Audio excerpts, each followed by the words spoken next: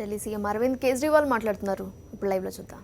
पूरी की पूरी कवायद से जितना काला धन है उसका केवल रीडिस्ट्रीब्यूशन होगा. It will change hands. System के अंदर एक भी पैसा नहीं आने वाला. मान लीजिए आपके पास 10 करोड़ रुपया काला धन है. सरकार कह रही है अगर आपने 10 करोड़ रुपया बैंक में जमा कराया तो उस पर टैक्स लगेगा और 200% पेनल्टी लगेगी.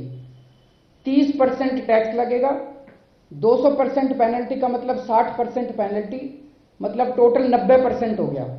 तो अगर 10 करोड़ रुपए का काला धन अगर आप बैंक में जमा कराओगे तो आपको 1 करोड़ रुपया बैलेंस बचेगा, बाकी 9 करोड़ रुपया सरकार ले लेगी.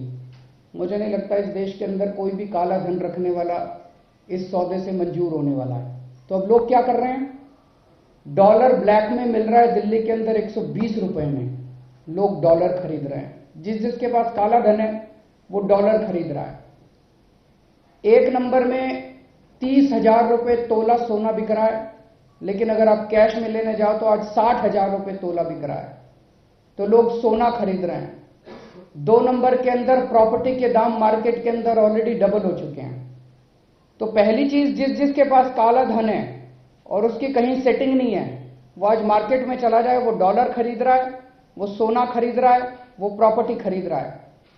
50 इस तरह से 50% उसका, मतलब आज अगर 68 रुपए डॉलर है और वो 120 रुपए में बिक रहा है, तो एक तरह से 50% उसका काला धन वाइप आउट हो गया. 50% इसके पास बचा और बाकी उनके पास चला गया. अब जो डॉलर वाला है, जो प्रॉपर्टी वाला है, जो सोने वाला है, उसके पास ये सारी 500 और हजार के नोट आ गए. ये लोग अब 2 हजार रुपए के नोट से इनको एक्सचेंज करवाना है. उसके दलाल घूम रहे हैं मार्केट के अंदर. जो शुरू हुआ था 20% से और आज 40%, 50% के अंदर मार्केट के अंदर आप जितना मर्जी करेंसी आप एक्सचेंज करवाना चाहो, उन दलालों से आप करेंसी एक्सचेंज करवा सकते हो. तो आज अगर मेरे पास 10 करोड़ रुपए का काला धन था, मेरे पास वो 5 करोड़ ही बचेगा. किसी और के पास, डॉलर वाले के पास 5 करोड़ चला जाएगा और फिर डॉलर वाला 2.5 करोड़ रुपए उसको देगा, 2.5 करोड़ इसके पास बचेगा. तो ये पूरे बहुत बड़े स्तर के ऊपर काला बाजारी देश के अंदर शुरू हो गई है. काला धन बंद करने के नाम पे बहुत बड़े बड़े दलाल इस टाइम मार्केट के अंदर घूम रहे हैं, जो काला धन को वाइट करने के, काला धन को बदलने के, आपके 500 और 1000 रुपए 2000 रुपए में कन्वर्ट करने के लिए बहुत बड़ा स्कैम पूरे देश के अंदर चल रहा है. टीवी के ऊपर आके धमकी दी जा रही है, 2.5 लाख रुपए के ऊपर अगर आपने जमा कराया तो आपको छोड़ेंगे नहीं, 200% पेनल्टी लगाएंगे. 2.5 लाख रुपए के ऊपर अगर आपने जमा कराया तो छोड़ेंगे नहीं पेनल्टी. मतलब कहने का मतलब है जमा मत करा देना, यही कहने का मतलब है. नहीं तो कहते भाई चिंता मत करो, हम तुम्हारे 2.5 लाख रुपए के अगर ऊपर कराया तो छोड़ेंगे नहीं, तुमको पेनल्टी लगाएंगे. तो कहने का मतलब है जमा मत करा देना, हमारे दलाल आने वाले हैं, उनसे बदल लेना, उनसे एक्सचेंज कर लेना. किसको पकड़ा जा रहा है? ये लंबी लंबी लाइन है. इसमें कौन लोग खड़े हैं?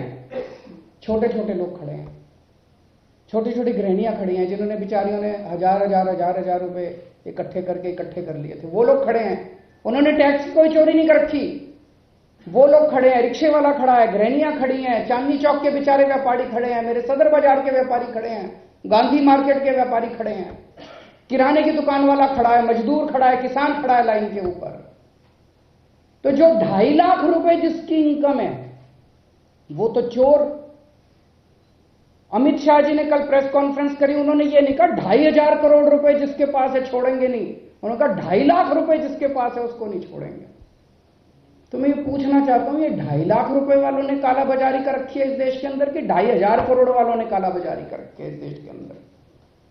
कितने लोगों की मौत हो गई है पिछले 3-4 दिन के अंदर? चारों तरफ अफरा तफरी का माहौल बना हुआ है.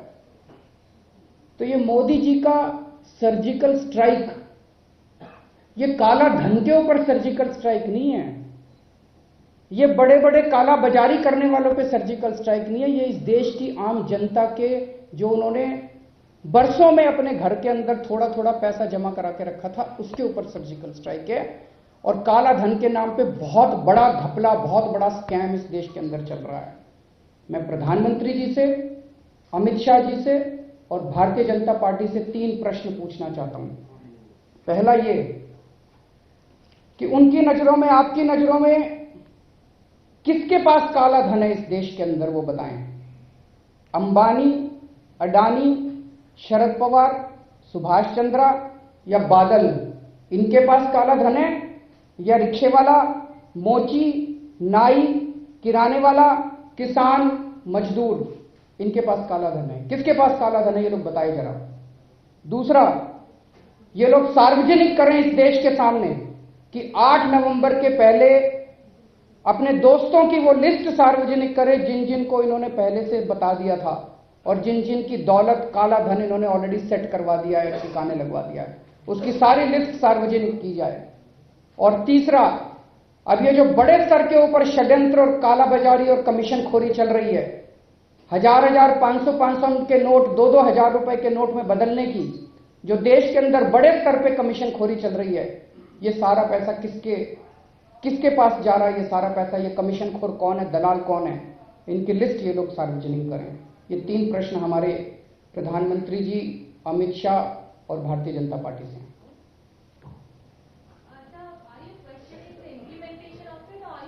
We are questioning the intent also. नीयत खराब थी उन लोगों की।